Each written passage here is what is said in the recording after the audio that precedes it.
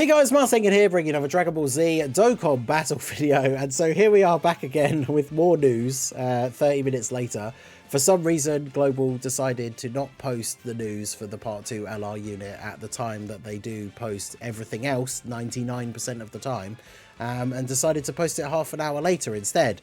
So I just put up a video talking about the news updates that we had in the game, with the physical Goku Black Super Easy A coming to Global, and in that video we're literally talking about how, you know, this now does introduce the possibility that maybe Cell Max was going to be the Part 2 for Global, and he's just releasing a little bit later for some reason, because by releasing the Super Easy A for Goku Black and that Resurrection of F story event, it kind of seemed like they were, you know, actually giving us all the other bits of content from the Rosé celebration on JP.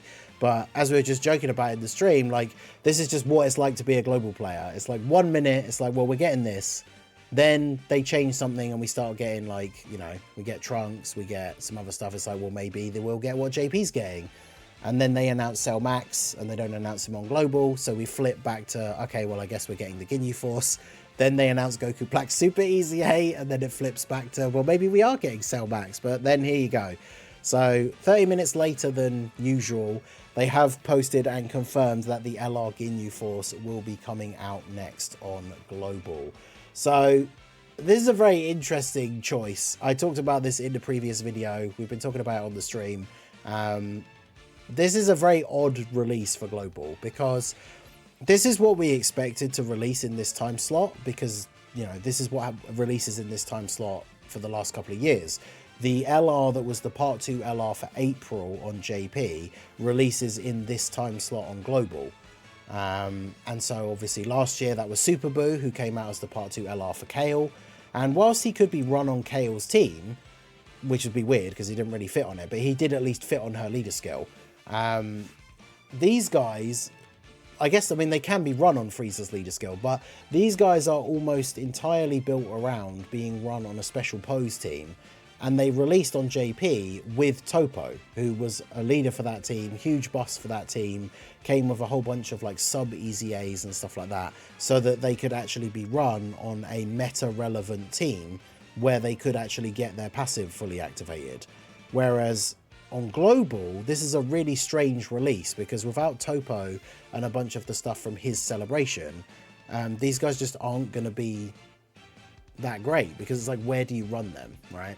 So they posted their details, they posted the super attack animations. We can check out the check out these and see like the global dub. We'll go ahead and pause the OST here, but I haven't actually heard this yet, so we'll see what this is like.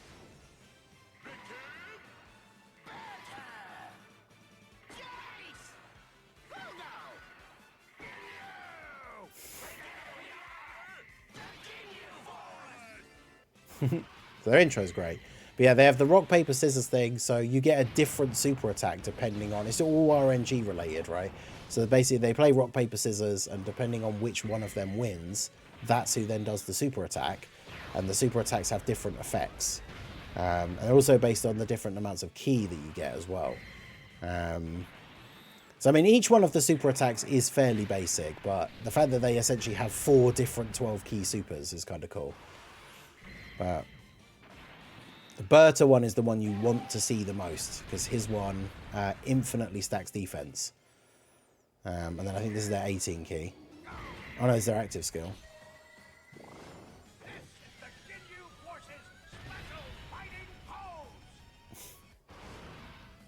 And then yeah, I think their active skill is one that just gives them a permanent buff. But we'll go over their full details here. It's easier to show it on the wiki than it is to just show it on the Twitter page. But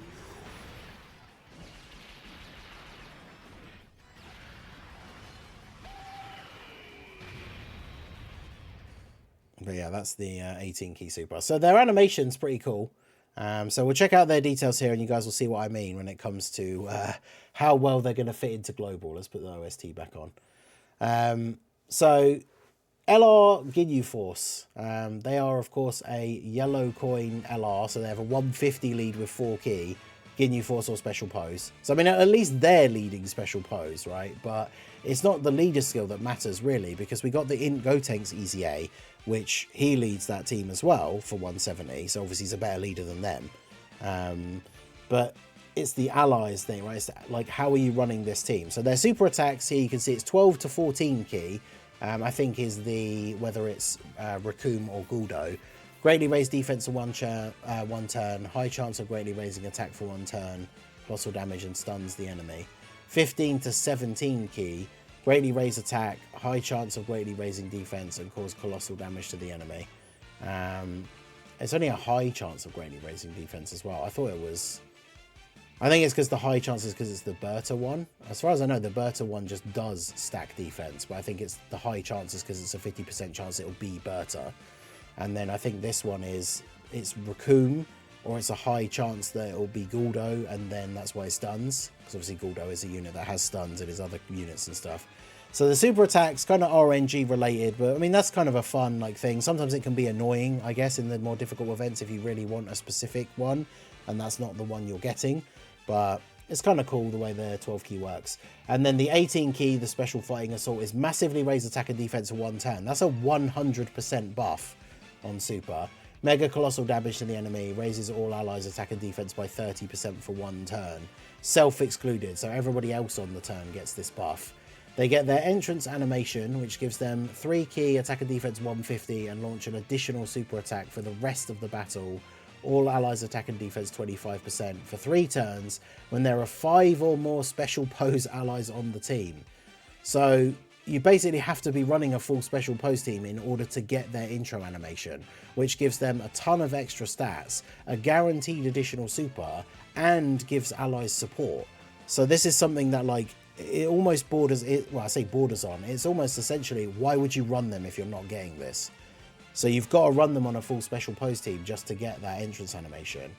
Then they get 2 key, attack and defense 150, guards all attacks, and attacks effective against all types when all allies attacking in the same turn are special pose. So if they're not, they don't have guard. Reduce damage received by 7% up to 35% before attacking, and chance to crit 7% up to 35% when attacking per special pose ally on the team. So again, the less of them you have, the less damage reduction they have before they attack, and then the less crit chance. And then they give special pose allies attack and defense 25% for 2 turns with an int orb or rainbow orb obtained. So very, very easy to get.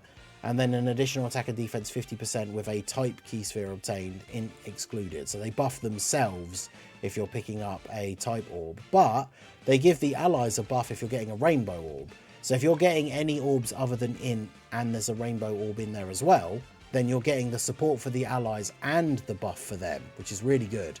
And then their active skill is just a permanent attack and defense 25% in battle, all allies attack and defense 15%. So they are very, very good at what they do. They are a very, very strong support unit that can give a lot of stats. Their stats, especially after supering, can be very good. But as you can see with the number of times it's literally mentioned in their passive, they are basically useless if you're not running them on a special pose team. And this is the big problem with Global, is we don't have Topo, we don't have all the sub EZAs that came out with Topo, we don't have the Tech Super Saiyan 3 Gotenks Super EZA, which now that we're getting Physical Goku Black Super EZA, now that that's been announced, like there's no way we're getting his, like the Gotenks Super EZA in this part 2 as well as the Goku Black one at the same time. I mean, I guess there is a minimal possibility, but I think it's very, very unlikely that that Global gets 2 Super EZAs in part 2 of the celebration. So I'll do a video talking about these guys' banner in more detail. It should be tomorrow night because the banner should be coming out Thursday. Part 2 should start Thursday. I'll do the summon or skip video as always, where we go into more detail about the banner and stuff like that. They are a yellow coin banner, so they will have the pity system. But just unfortunately, with the landscape of what Global looks like at the moment, with the options for a special pose team, and the fact that this banner comes out right before the anniversary, I just can't really imagine a scenario where it's worth summoning for these guys. But let me know what you think down below. What do you think of their unit in general? Are you excited for them? I know some people really want this guy because they want to get Topo when he comes out and run that team. So let me know your thoughts on the LR Ginyu Force. Will you be summoning for them on Thursday? Obviously, we'll be live when the banner comes out to do some summons. I'm probably not going to go crazy for these guys. I might not even go all the way to pity because It just depends how many stones that takes. Because honestly, this close to the anniversary, I just genuinely feel like it's not really that worth like going in a solid amount for them. If I get as lucky as I did for Gohan, then it'll be fine.